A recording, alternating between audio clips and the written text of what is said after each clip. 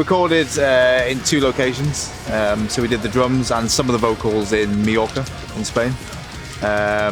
We did some of the guitars at home, and the rest of the vocals at home as well, in Manchester.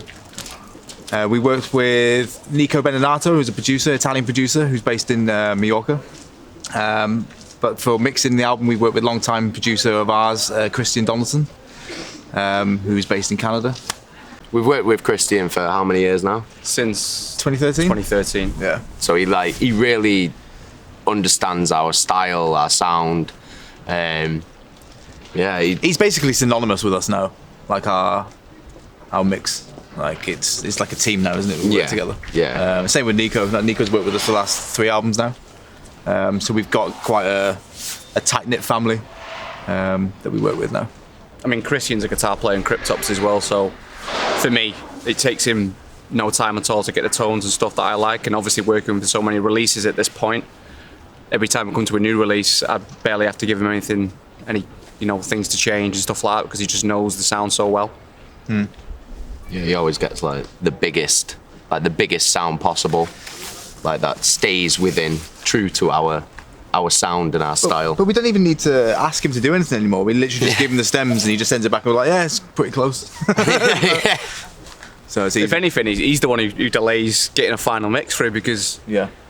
we'll get to a point where we're happy with it and then he'll just keep sending new ones. It's like, it gets to a point where I don't know what I'm listening for, Christian, so you tell me when you're finished and then we'll be fine. Well, right in the middle of COVID, we had our last album come out, so obviously we were writing for this album specifically, so obviously I would say absolutely did COVID have an effect on the writing style and stuff. I feel there's a lot of darker moments in there because I think everyone dealt with their own kind of things, especially for me. My dad passed away, so specifically the title of the album and the lead single is based around him passing away during COVID, so I can speak for the rest of the guys. A lot of it is, it does take influence from the circumstances and feelings that everyone was going through over those 2 years. I think collectively with COVID, I think that we were all going through a similar situation, but we all had our individual things going on as well. Yeah. So it was like, I think it's the first album we've ever done where it kind of felt like a cathartic experience. It feels like a release of pressure. So yeah, for those reasons, it's kind of a little bit different from anything we've done before. It's actually, it feels a bit more real.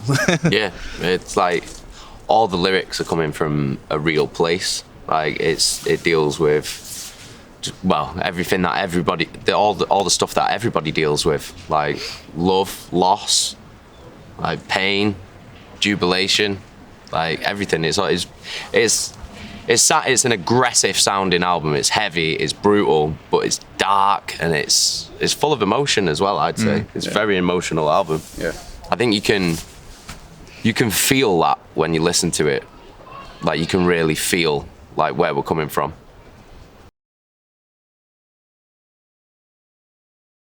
We had a long conversation about artwork because it's something we take very seriously. Yeah. We feel like the artwork of our albums is, the branding of the album has to be completely correct. And we had a long list of artists. Yeah, I mean, we didn't want to pull from the normal pool of artists that you'd expect. Everyone kind of reuses the same guys.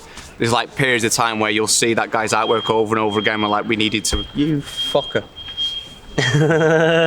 We didn't want to pull from the same pool of artists that everyone was using. You look at the certain times where you'll see the same artist for maybe a period of a year, and it's like wanting to avoid that completely. I've got interests in alternative movie posters where you kind of go in private commissions and they do their own take on a certain film. And a guy that I like a lot, a guy called David Simon, he was doing artwork in those commissions. I just mentioned it to Lynn, sent him the page to him, check it out, see what we can do, and different enough for us to go for it. Yeah. Yeah. He's the first artist we worked with where we literally just gave him lyrics and went, do your own thing. Like completely do your own thing. She's Nico, our engineer in Mallorca. It's his girlfriend, who's a long-time friend of mine. When we did the vocals originally, Jason came over to Mallorca and he was ill. So he had to go to hospital. And we had an idea of a section in Ashes where we wanted to kind of have like a synthy kind of part. where it was like melodic, but we were like, we could use Julia's like voice, maybe she can do something in there. But because he wasn't there, we were like, well, let's just let her see what she could do. And then Nico kind of directed her, and we kind of came up with an actual lyrical piece, and we were like, that works.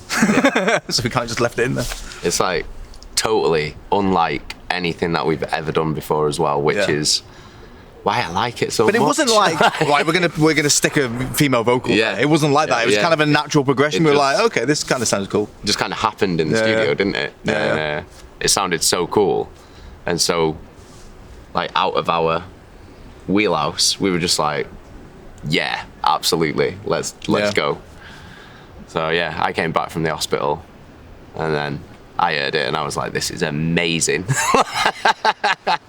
That's totally my favourite track on the whole album, 100%. It's just amazing, I love it. It'll turn heads for sure. Yeah, definitely. Well, Sven we've known for a long time, and he's got such a unique style of vocal for like death metal, because it's like you've got so many death metal and deathcore vocalists who I can't tell them from Adam, like from each other. Do you know what I mean? A lot of them sound the same, but Sven is like, you hear Sven and you know it's Sven straight away. Yeah.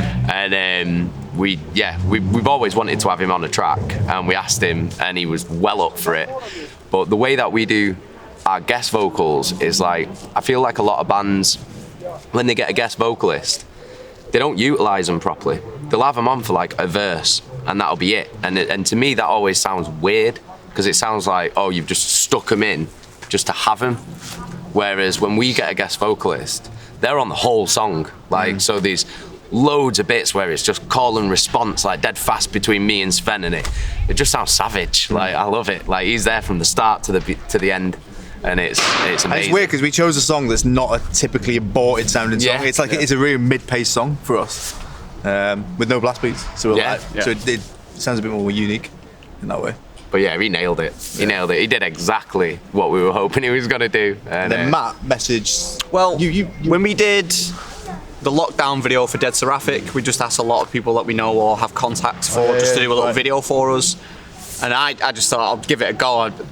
Matt seems to be, with his finger on the pulse in terms of, underground music and stuff like that. He may have put a comment somewhere and said, yeah. When we released like a single off one of our other albums called Impending Dominance. Oh yeah. He posted about it. Yeah. Which was like, we were like, what? We were like, no way. And he posted about it, so we like messaged him, didn't we? We were like, yo, thanks. Like, I'm really glad that you dig the song and stuff. And then that's kind of he did his little snippet thing. I sent him videos of the part to play and all that kind of thing, and then I think he just said out the blue, if you want me to do any vocals in the future, let me know. And I was like, I will do, don't you worry. So definitely. It got to that time and I called on the favour, and he was all up for it, and he got it done. It was amazing. Yeah, and we wanted him, again, we got him on the whole song. So he's there from start to finish on All I've Lost. And he does all of his vocals as well. He does his aggressive stuff. He does his cleans on the hook as well, which is one of my favourite hooks from the whole album. And his unique voice, I think, really makes the hook and really brought that song to the next level. The thing that I was impressed with most, because he's basically saying the same thing that you're saying, but without telling him to do so, he switched up the phrasing. Yeah. And he made it away, slightly different to his. And I was like, wow, that's pretty cool, man. So, yeah. He put his own spin on it, and it just sounds like something that we would, in the past, would have never done. But with this album, it's sort of like to be honest, we want to make the greatest death metal album of modern times, and I think we're getting pretty close now, aren't we? There's a lot of flavours involved. What do you mean? We've done it repeatedly. Now, we like adding something new every time we do an album. Bands that stick to their career goal and have this, that sound, that's their sound, that's totally cool, and it works for bands where you expect what you're going to get. We're not good enough musicians to do that. So every time we do something, we want add something new to the table. Do you know what I mean? An extra tool in the box, if you want. But we think it's great. So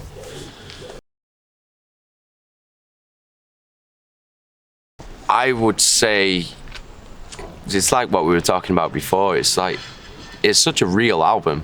Like all the lyrics in it are really emotional. Like we were all dealing with some dark shit through the pandemic, through them 2 years, and yeah, I think that to me, I mean, aside from like obviously like the new elements musically and sonically and stuff like that, like for me, it's just how raw and emotional and real this album is. Like this is us like bearing our souls and splaying us out for all you guys to see, basically. So I hope you love it. We were so much more conscious with the details on this album as well.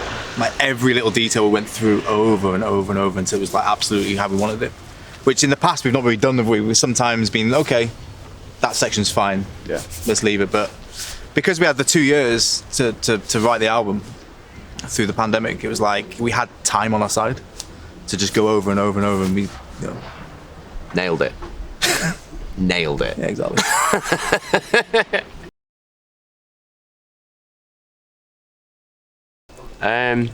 With the recording process, like Lynn was saying before, I got rushed into hospital.